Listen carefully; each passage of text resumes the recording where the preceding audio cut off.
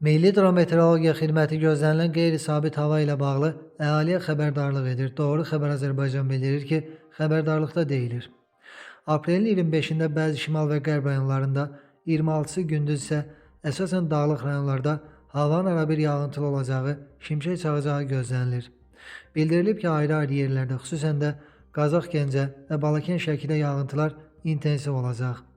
Dolu düşəcəyi, yüksək dağlıq ərazilərdə sulu qara keçəcəyi ehtimal olunur.